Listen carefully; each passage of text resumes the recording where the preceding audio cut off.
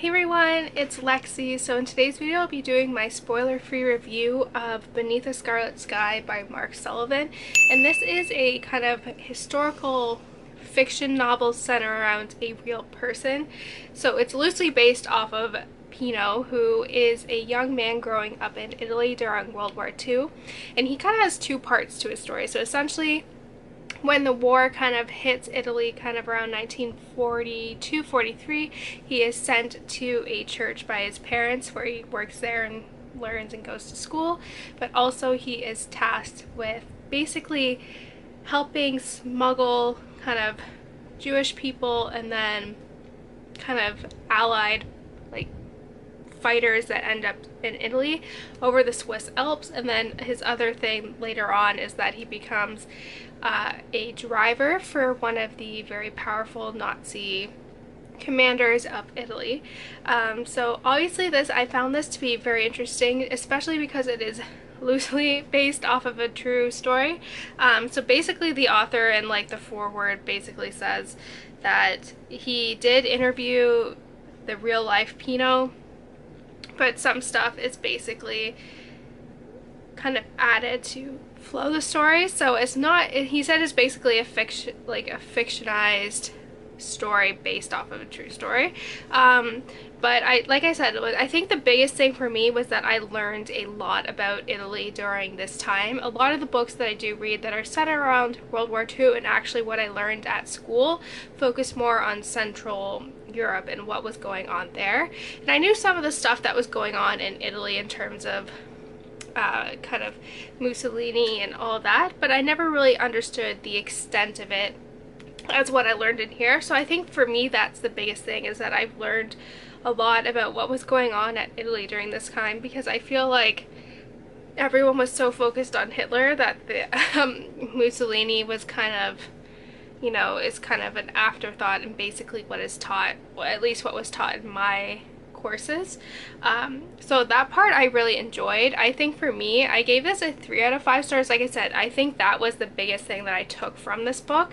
And the story was interesting. I don't know which parts were true and which parts were kind of like made up. But it is a very interesting story, and I can only imagine what it was like to actually have to live through this. So that's like totally crazy for me. And how did people actually survive this, I think is just crazy. But I think for me the biggest downside of the book was the writing. It's often compared to The Nightingale by Kristen Hanna or All the Light We Cannot See by Anthony Doerr.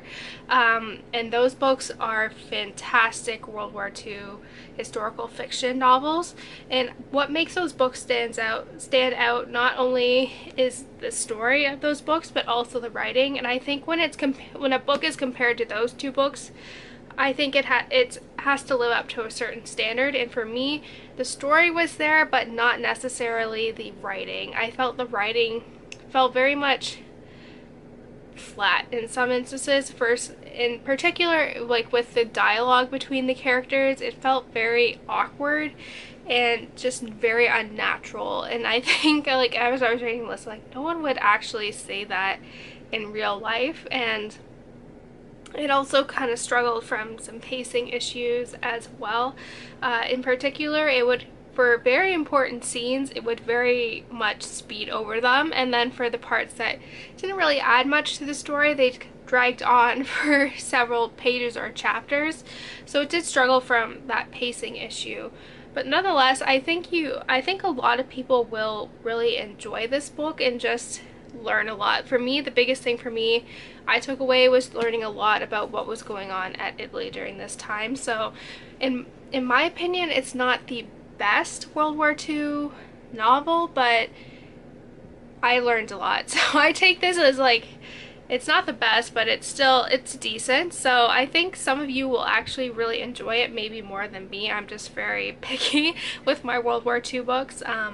But yeah, it was interesting, and I hear this might be made into a movie, so I'll be interested to see how they do it. And it's an incredible story, and just kind of when the author at the end summarizes like these characters after where the book ends and like what happened to them afterwards was really interesting. So yeah, that's it guys. Thank you guys so much for watching. I hope you enjoyed this quick little review.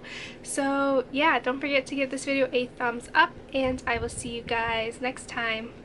Bye guys!